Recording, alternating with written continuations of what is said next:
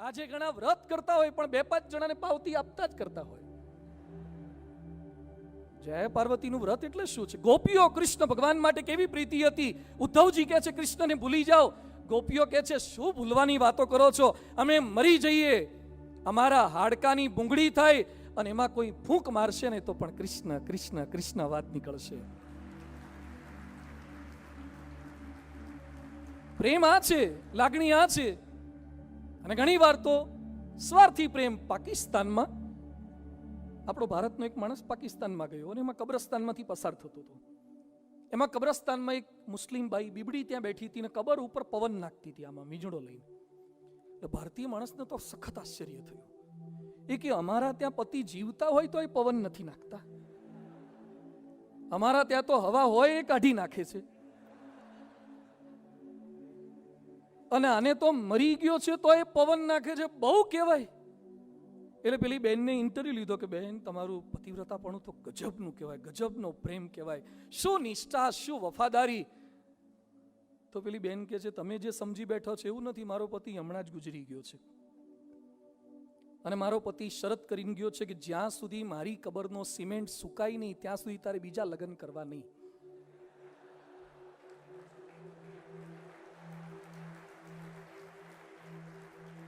એટલે હું સિમેન્ટ સૂકવવાનો પ્રયત્ન કરું છું. તો પેલો કે આ તો ખોટું નીકળ્યું. ભારતમાં આવ્યો, એમાં આણંદમાં એક રેસ્ટોરન્ટમાં ગયો. એક દાદા દાદી બેઠા હતા. દાદા જમતા હતા, દાદી સામે બેસીને ટગર ટગર જોયા કરે. દાદાના ભોજન દર્શન.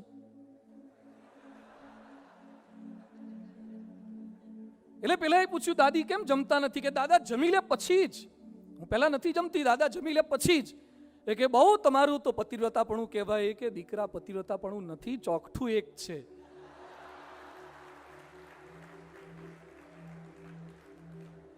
દાદા જમી લે પછી એક ચોકઠાથી મારે ખાવાનું છે.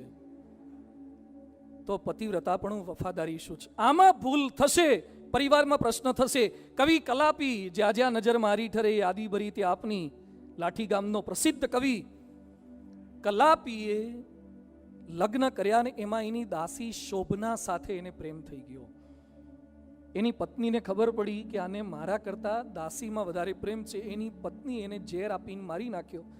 કલાપી 26 વર્ષની યુવાન વયે પોતાની ભૂલને લીધે મર્યા છે. આ પ્રતિબદ્ધતા છે, આ વિશ્વાસ છે. લવ એટલે શું છે? વફાદારી છે.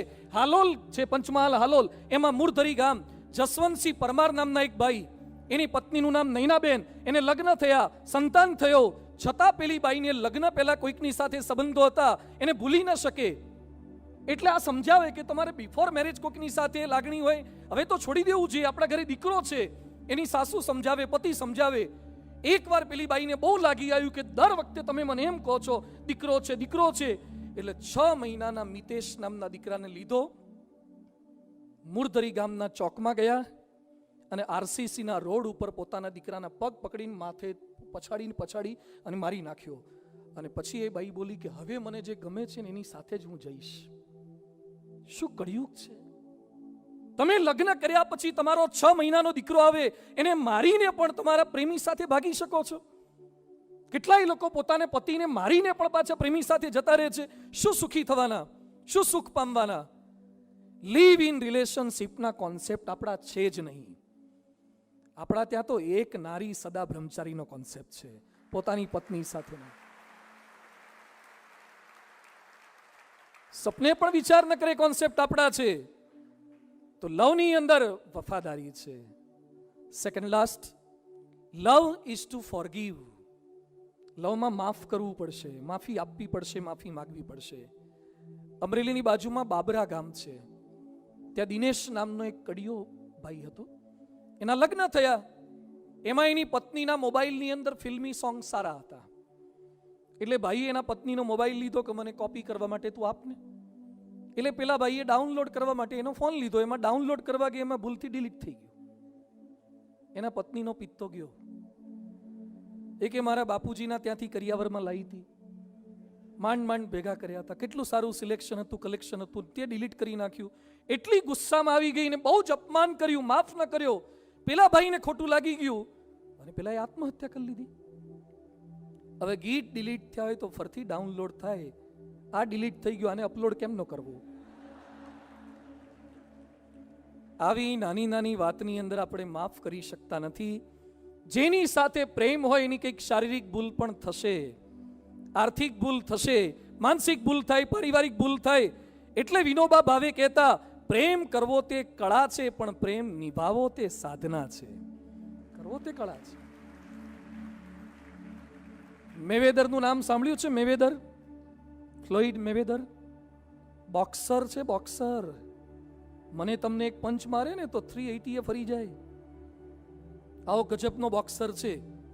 50 ફાઇટ એ રમ્યો છે ને 50 જીત્યો છે. 50 ફાઇટ રમ્યો ને 50 જીત્યો. એક ફાઇટના કેટલા કમાય છે? $250 મિલિયન. એક ફાઇટ જીતે એટલે $250 મિલિયન કમાય છે. અત્યારે એની સંપત્તિ છે $1.67 બિલિયન. $1.67 બિલિયન. એની પાસે 100 તો કાર છે. કઈ હશે? નેનો, ફંટી, બેન્ટલી ને જેગુઆર ને લેક્સસ ને કેડિલેક ને આ બધી તો એની પાસે 100 કાર છે. બંગલો છે લાસ વેગાસની અંદર, 22,000 સ્ક્વેર ફૂટનો બંગલો છે ફ્લોઇડ મેવેદરનો. 22,000 સ્ક્વેર ફૂટનો. એને શોખ છે એના ઘરની અંદર ફ્લોરિંગ ઉપર પૈસા વેરેલા રાખે છે. ડોલરની નોટો એના ફ્લોરિંગ પર વેરેલી રાખે છે. આટલો પૈસા વાળો છે. ખરીદી કરવા માટે જાય ત્યારે જે ગમે બધું લઈ જ લે. આપણા લોકો, ઘણા લોકો ડી માર્ટમાં, મોલમાં જઈને વાયરો ખાઈને પાછા આવે.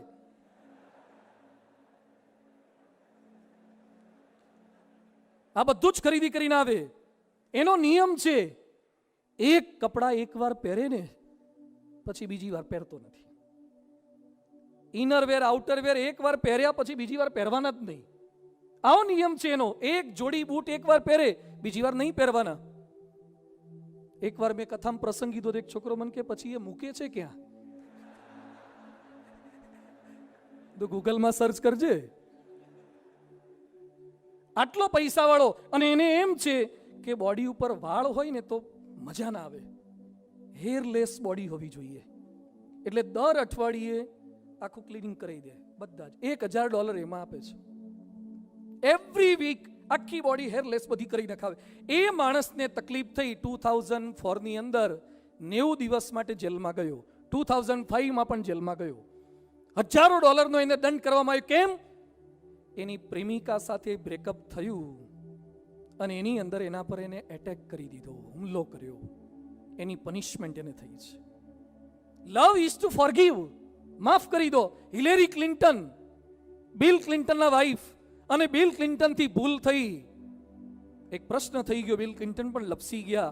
હિલેરી એની આત્મકથામાં લખે છે કે બિલે મને 6 મહિના સુધી અંધારામાં રાખી. મને જણાવ્યું નહીં. એને એક બાઈ સાથે લફરું હતું, મને ખબર ન પડવા દીધી. મારા મનમાં પણ બિલ માટે ખૂબ ગુસ્સો હતો. પણ મેં ક્યાંક સાંભળ્યું હતું કે ભગવાન દર્દ આપે છે એ પણ આપણા સારા માટે હોય છે. કંઈક એમાં પણ ઈશ્વરનો સંકેત હશે. આ સમજદારીથી મેં બિલને માફ કરી દીધા અને અમારું લગ્ન જીવન તૂટતા બચી ગયું. આજે બિલ સાથે હું પ્રેમથી રહું છું. Love is to forgive. Love માફ કરવું એ છે. માફ નથી કરી શકતા. કોઈક સહેજ બોલી જાય, કહી જાય, દાઢમાં ના રાખો, માફ કરી દો, જતું કરો. સમસ્યા આવશે, સમસ્યા ઘણી આવશે. સમસ્યાથી સમાધાન તરફ જાઓ. પ્રશ્ન કોણે નથી? દરેકને પ્રશ્ન છે. એકવાર પટેલ ને પટલાણી વચ્ચે ઝઘડો થયો. ઝઘડો અબોલામાં પરિણમ્યો. અબોલા થઈ ગયા. બંને સાથે રહે, રસોઈ કરે, કામકાજ કરે, પણ બોલે નહીં. પટલાણી સરસ મજાની રસોઈ કરે, થાળી પીરસે અને પછી આમ જોઈને બોલે, ખાવું હોય ખાવ, તૈયાર છે, ખાવાનું તૈયાર છે, એમ બૂમ પાડે ખરા. પટેલ જ્યારે ઘરમાંથી બહાર ખેતર બાજુ જતા હોય ત્યારે બીજી બાજુ દિવાલ સામે જોઈને બોલે કે બહાર જઉં છું. પટલાણી સામું જોઈને ના બોલે, કારણ કે મનમાં રીસ હતી, જીદ હતી, અબોલા હતા. થોડાક દિવસ ચાલ્યું, શિયાળાનો સમય હતો. એમાં તાપણું કર્યું હતું. આ બાજુ પટેલ બેઠા, વચ્ચે અગ્નિ, આ બાજુ પટલાણી. એમાં તાપણું કર્યું હતું. બંને જણા તાપતા હતા. વાત બિલકુલ ન કરે, કારણ કે અબોલા હતા. બોલાય તો નહીં, અબોલા હતા એટલે ઝઘડો થયેલો. કોણ પહેલા બોલે? એમાં અચાનક એક તણખો એક અંગારો, પટેલ કાઠિયાવાડી હતા એટલે હૂંથણું પહેર્યું હતું અને એમાં નાડું હતું. તે નાડું બહુ લાંબુ હતું. તે પટેલના નાડા ઉપર જઈને તણખો પડ્યો અને પટલાણી આ જોઈ ગયા કે આ તો હારું તકલીફ થશે, હુતડી બોમ્બ જેવું થશે.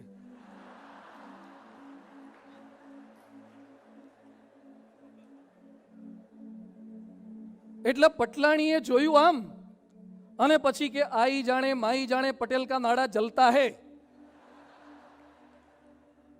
એટલે પટેલે સાંભળી તો લીધું એટલે તાત્કાલિક પોતાનું નાડું પકડ્યું અને માટીમાં ઘસી નાખ્યું અને આગ ઓલવી નાખીને પછી બીજી બાજુ જોઈને કે લડતી હે ઝગડતી હે લેકિન ખ્યાલ અચ્છા રખતી હે.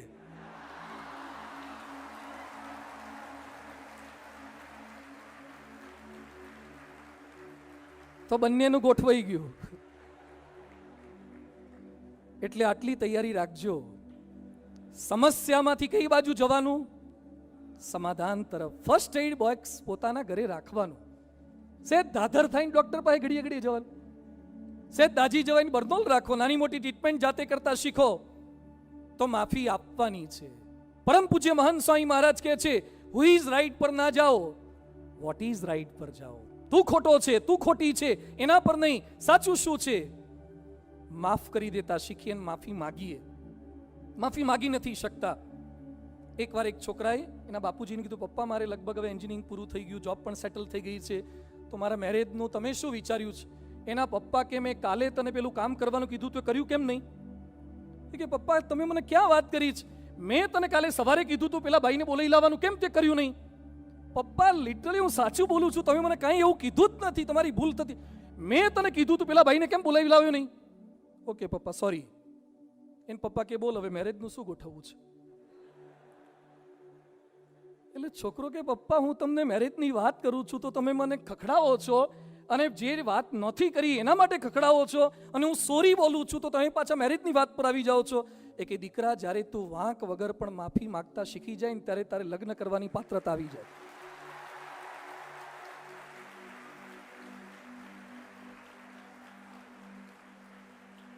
પૂછજો આ બાજુ બધા સાહેબોને. વાંક વિના માફી માંગવાની અને પાત્રતા વિના પ્રશંસા કરવાની. તમે તો અદ્ભુત લાગો છો. પાત્રતા વગર પ્રશંસા કરવાની તો જ ટકી શકે. માફી માંગવાની, માફી આપવાની.